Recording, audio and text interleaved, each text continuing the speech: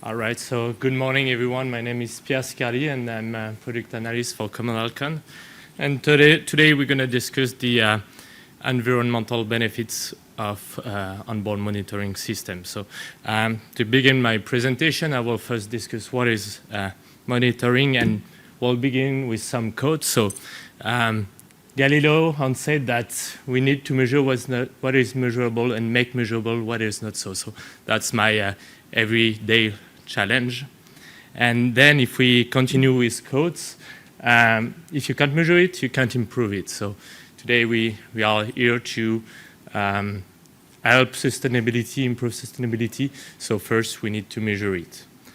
If you continue with codes, there's a good one from Ronald Coase, which says, if you torture the data long enough, it will confess to anything. So as a word of caution to that quote, I will just add mine, which is more development is needed, but let's remain cautious. So there's a lot of going on in terms of sustainability and monitoring. So again, let's be cautious. So let's get back to our concrete truck, and I'll present what is an onboard monitoring system. So our systems, and there are other producers of systems as well. But what we do is to measure slump inside the drum of the concrete truck using what we call a slump probe. And on that truck as well, you've got other things like a tablet to display the data, and which send the data to the cloud as well. You've got flow meter to measure the addition of water or admixtures. And then you've got outside displays as well. So following Galileo quote, I will just list here the different properties that we mix inside the truck. So you've got the list, drum direction, rotational speed, the mixing turn count, volume of concrete, production status. So every time the study goes through a new step in its production cycle, you've got an automatic statusing of it. And you've got real-time monitoring of temperature as well. What do you see at the bottom is the data we get online from a particular load. That's a very typical load. At the bottom, you've got a timeline. And then in brownish, you've got the RPM of the drum. So at the beginning of the load, you've got the loading and mixing at high RPM. Then you've got the transportation. When the truck arrived on site, he did a bit of remixing and then unloading. Now, if I add the slump measurement for that particular load that you see in red here, you can really notice the slump loss during transportation, and then after the arrival on site, the slump increased after the remixing. So by looking at the water addition, you can notice in that situation that the truck drivers just added 20 gallons of water, which induces that increase in terms of slump. So now you know more about onboard system. I will continue and in fact get back 5 years earlier. So I've been part to a research collaboration project at Laval University, where I did my PhD with Common Alkon, Béton Provincial, who's a producer in Quebec province and the National Research Council. And the statement of the project was those new technologies, they will allow to improve the ready-mix concrete production process. So there was a couple of different topics during that 5 years, many students involved. And so you've got a list of those topics: rheology, so measurement of rheology inside the drum, air content and density measurement inside the drum again, machine learning. And the last one is concrete mixing and homogeneity. This is what I've been working on, part of, and I will continue with that topic. So let's first discuss the cost of mixing. So as many of you know, there's basically two ways of producing concrete. You can either do a dry batch for which you got all the ingredients inside your drum, you mix it, and all the mixing happen inside the drum of the truck. And the other one is to use a stationary mixer to do the mixing, and once it's homogeneous enough, you dump the concrete inside the truck and it goes to the site.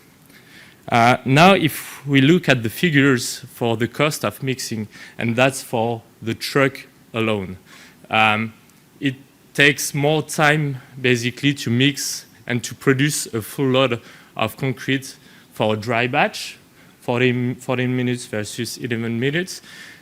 Then in terms of cost and fuel, it's a bit more for the dry batch as well. And in terms of CO2 as well, you got 2 more kg of CO2 for that full load of concrete in terms of dry batch.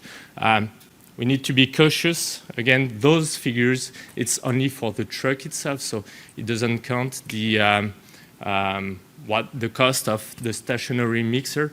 And if you are in Quebec province, electricity is cheap. It's made from hydroelectricity, so the added cost of it, it's not that much. But then if it's in California, for example, where it's mainly coal, or it really depends of the situation where you produce concrete. But with that said, if we take the truck alone, it's plus 30% in terms of cost, time, and emissions for the dry batch. Now let's continue with the wet batch. So what you see on that graphic here is the signal coming from a wattmeter that equip a stationary mixer. So those devices, they measure the power utilized by the stationary mixer.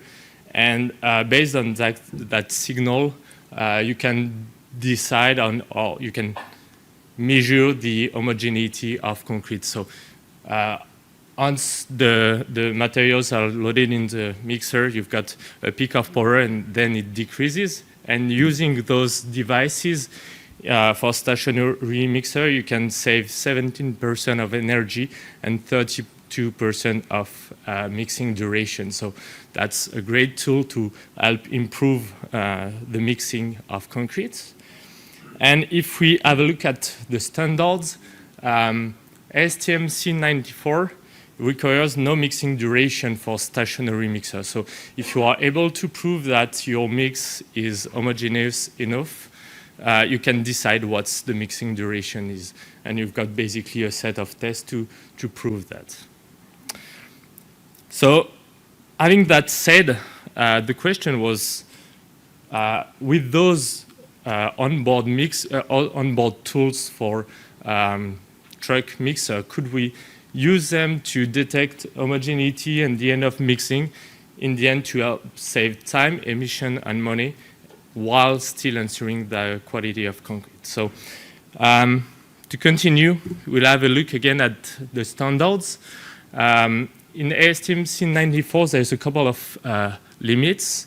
And in 1955, there was a 300 revolution maximum limit that has been set. So you couldn't do more than those 300 revolution max to deliver your concrete, and that has been removed in 2013.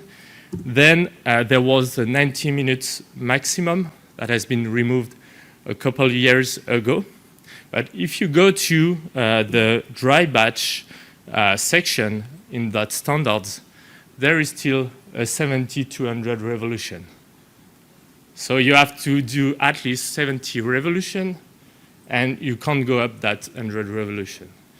So let's see how we produced concrete in 1935. So this footage comes from the Hoover Dam construction, and Joe, correct me if I'm wrong, but they were using admixture from Master Builders, the water reducing admixture at that time. So pretty advanced for that time. But then you see that all the things are still a bit outdated. Then let's see the mixers. So they are stationary mixers. As you can notice, it's quite slow. Now we got like twin shaft, very effective mixers. And you can really feel why these limits on stationary mixer no longer exist, and you can just select the right time, right duration of mixing. And now let's look at the concrete trucks. So it has changed a bit since then, and yes, health and safety conditions they have changed as well. So,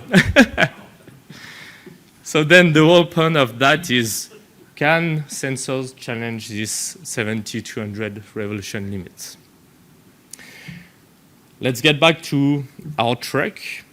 What you see on the right is a picture of the slump probe. So it's basically a metal probe that is attached to the inner surface of the drum.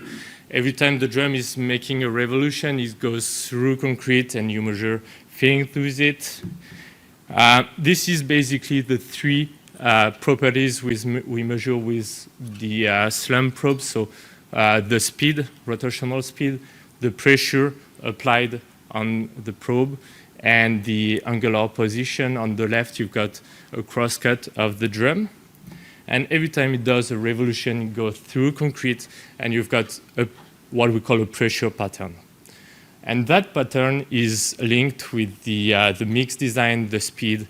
This is as well how we measure volume of concrete, since you know when you enter and you exit concrete. And measuring at different speed, we can measure rheology, all that stuff.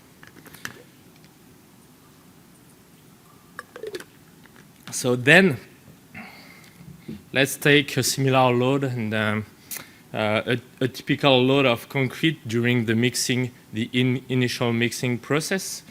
So what do you see when the material is loaded inside the drum?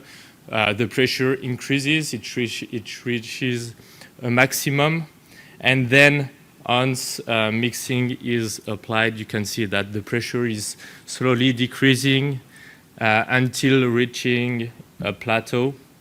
And you see as well water addition in that situation where there's a different plateau.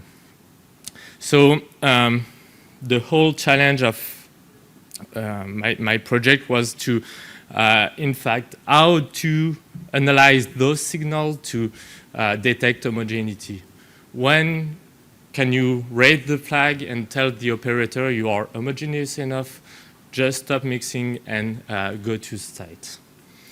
And to choose that, this is when we developed the end of mixing detection algorithm. This is where we tortured data and we achieved to measure the homogeneity. So I won't go too much into detail into that algorithm, but we did many signal processing techniques. You see some Fourier transform upright, and we basically developed this tool on production loads. We tested it on test batch dedicated to the project, for which we did a lot of sampling and testing. And the main observations during those testing were that, first of all, there's an homogenization that occurs during mixing, and you can quantify that using sensors on the drum. So that was good observation. Then there's a very diverse set of parameters that affects your mixing kinetic. So first of all, the material loading sequence has a huge impact on this kinetic. If you have a bad loading sequence, you can easily get head pack, cement balls, and everything. In terms of other parameters, load volume plays a key role. If you got less than 5 yards in your truck, you don't need 70 revolutions to mix it. So it's a good sustainability lever that we can play on. As well, quantity of water, the more water you have, the easier it is to mix concrete. Then, as well, we've been able to measure some effect on concrete after retempering or admixture addition. So it is as well quantifiable by an onboard sensor. And finally, so as I said, the revolution amount needed to achieve homogeneity can be, in many cases, less than the prescribed limits in standards. And in other cases, it has to be more than this 100 revolution limit. So it's not always the case that you are lower than the set limits. In terms of environmental benefits, because that's the title of the session, to conclude, those systems can really help detecting the end of mixing and play with that lever to optimize and in the end use less fuel to mix your concrete. So in the end, reducing CO2 emissions. And this questions as well the existence of prescribed limits. And as Joe said, that's just one other lever. There's many, many levers we can play on, and that's just another tool. Additionally, and I will just conclude with the last slide, those sensors, they helped and they still help every day to reduce the rejection on site because you can detect your out-of-spec slump concrete. Is it possible to go further? Yes. Since a couple of months, years, we now have an air content sensor. So it's another tool that we've been added to those set of onboard sensors. And we'll just take one typical load again of concrete. What you see again in brown is it's the RPM, and in blue it's the air content measured in the drum real time. So every time the drum is doing a revolution, it takes a measurement of air content. And what you see is that during the transit from the plant to the job site, the drum was at 2 RPM and the air content went from 6% to 3%.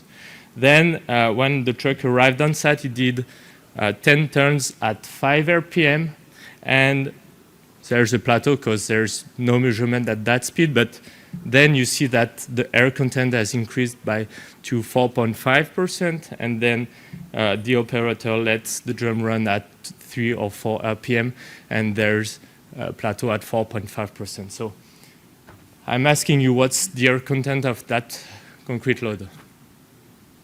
It's between 3 and 6%. It all depends when you do your testing.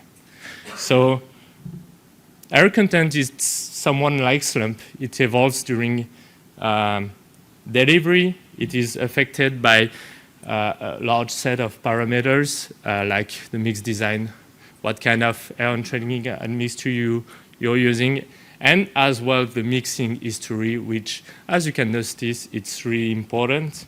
So how can we help the operator to make informed decision?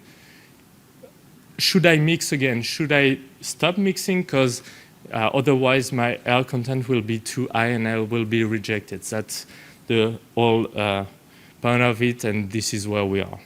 So thank you for your attention, and I'm ready for questions if you have so.